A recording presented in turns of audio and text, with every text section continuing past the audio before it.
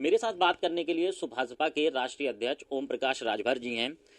ओम प्रकाश जी, लोकसभा चुनाव है, तमाम तैयारियां चल रही हैं। विपक्ष भी एनडीए गठबंधन पूरा बनाया हुआ है और एनडीए अपनी तैयारी कर रहा है। तो क्या लगता है जो सीट शेयरिंग की बात है उसमें अभी तक इंडिया की कोई बात नहीं हो पाई, अभी तक बात बन नहीं पाई? वो सीट शेयरिंग की बात तो दूर है, वो आपस में लड़ रहे हैं। वो बुला रहे हैं कि आओ मीटिंग में, तो कह रहे हम नहीं जाएंगे। कहा क्यों नहीं आओगे? कहा हम अकेले लड़ेंगे, क्यों मीटिंग में आवे। ममता जी उधर ताल ठोक रही हैं, केजरीवाल करें पंजाब में हम अकेले लड़ेंगे, दिल्ली हम अकेले लड़ेंगे। तो गठबंधनवा कहाँ करेंगे? अकेले जी करें हम यहाँ अकेले लड़ेंगे, तो गठबंधनवा कहाँ है? ये खाली ड्रामा कर रहे हैं, सब भरमा रहे हैं। सब देखिएगा अलग अलग लड़ेंगे। तो कैसे गठबंधन होगा? इन लोगों का गठबंधन का एक रास्ता है, हमारा सुझाव कि ये सब लोग 15 तारीख को बहन जी का जन्मदिन है, ये सब लोग मिल करके शरणम गच्छामी वहां जाके नारा लगा दें कि मायावती जी संघर्ष करो, हम तुम्हारे साथ। तभी इन लोगों का गठबंधन चलेगा, नहीं तो चलने वाला नहीं है। क्या लगता है गठबंधन में अभी तक बात नहीं बन पाई, एक दूसरे का लोग विरोध कर रहे हैं क्योंकि सपा यूपी में अपने आप को मजबूत मानती है, कांग्रेस कुछ अलग सीट मांग रही है, सपा कुछ अलग देना चाह रही है। तो मायावती के आने से क्या होगा फिर? देखिए, मायावती जी राष्ट्रीय नेता हैं, एक जनाधार वाली पार्टी है और कुशल शासक रही हैं। उनके शासन की चर्चा पूरे देश में होती है और उनके नाम पर कोई झगड़ा उगड़ा नहीं होगा। ममता जी भी महिला हैं, समर्थन हो जाएगा। सोनिया जी भी महिला हैं, समर्थन हो जाएगा। महिला महिला आपस में सब एकजुट हो जाती हैं ना। तो इस नाते जहाँ 4 लोग नारा लगा दिए तब उस पीछे सबको लगाना पड़ेगा ना, नारी एकता जिंदाबाद। अच्छा, अगर मायावती जी इंडिया गठबंधन से जुड़ जाती हैं तो आपका क्या स्टैंड रहेगा? क्योंकि आप काफी मायावती जी को जिस तरह से आप उन हम तो एनडीए गठबंधन में हैं, हम तो यहाँ ऑलरेडी हैं, हम लोग तो काम कर रहे हैं। आप देखिए 14 फरवरी को कार्यक्रम हम लोगों का मेरठ में है, बड़ा कार्यक्रम होगा। अभी परसों मुजफ्फरनगर करके आए हैं, हापुड़ करके आए हैं, 29 तारीख को अलीगढ़ करेंगे। अभी आपके इटावा किए हैं, आपके मैनपुरी किए, हरदोई किए, मतलब अभी 15 दिन के अंदर औरैया किए।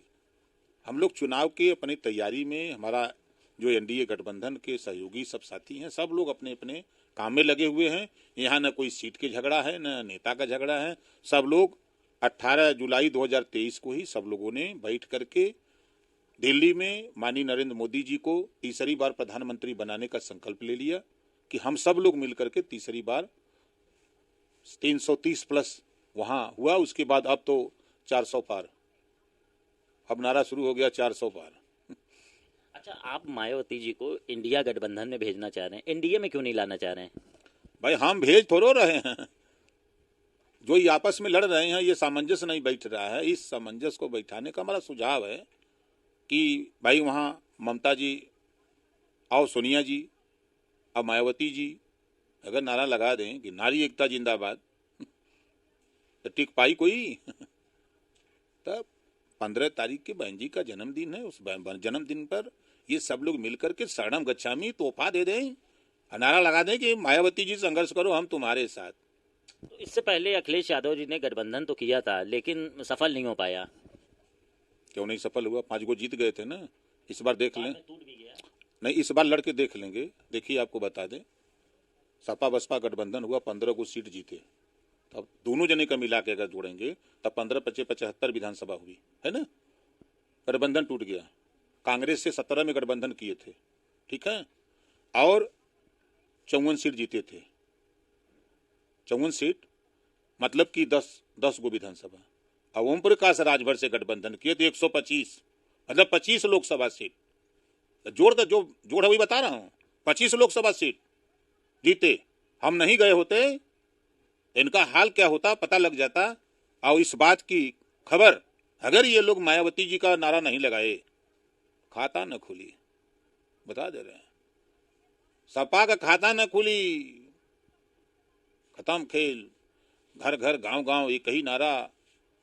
भगवान राम को 500 साल के बाद मोदी जी लिए आए हैं, तो पुरुष से ज्यादा तो महिलाएं वहां जोर लगाई हैं ना। एकदम पारी मोदी जी को उड़ दिया, जे ना दिले वो एकदम मन बनवले हो, जे नेता अपने घरे को वोट नहीं दिया सकत यो बता देते, एकदम पारी अंदर की खबर है।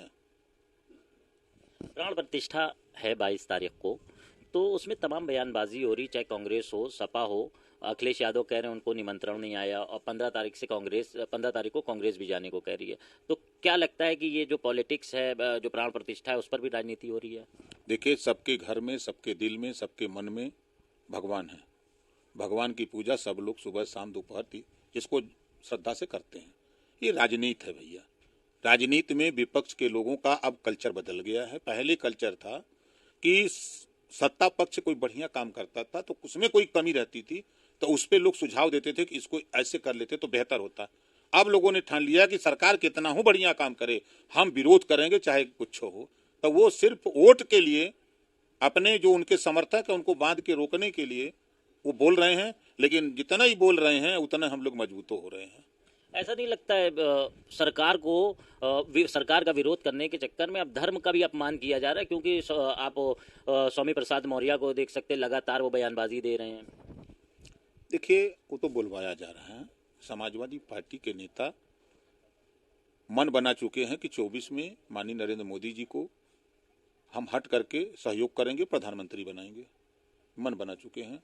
मध्य प्रदेश का उनका भाषण, दिन में बीजेपी के खिलाफ बोलते हैं और रात को गुलदस्ता लेके मोदी जी योगी जी के शरण में जाते हैं। क्यों जाते हैं? और सीबीआई ने जांच किया तो खनन में उनका नाम आया अखिलेश जी का, क्यों नहीं गिरफ्तारी?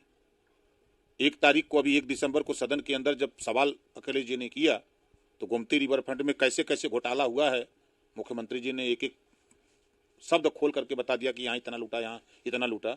बच कहाँ रहे हो भैया? जब सारी बात ओपन हो रही तो बच कैसे रहे हैं? तो ये रतिया के जाते हैं, गुलदस्ता लेके योगी जी के शरण में चले जाते हैं कि जान बचाए रखिए, आप सरकार बनाइए, हम लोग आपके साथ हैं, दिन में खाली हम लोगों को बोलने दीजिए। बहुत शुक्रिया हमसे बात करने के लिए। भाजपा के राष्ट्रीय अध्यक्ष ओम प्रकाश राजभर ने, जो हमेशा चर्चा में रहते हैं, अब उन्होंने एक सुझाव दिया है इंडिया गठबंधन को कि वो मायावती के साथ जाएं। 15 जनवरी को उनका जन्मदिन है, वहां पर जाके गठबंधन की उनसे बात करें। कैमरा पर्सन निखिल गौड़ के साथ कफील रहमान, भारत समाचार, लखनऊ।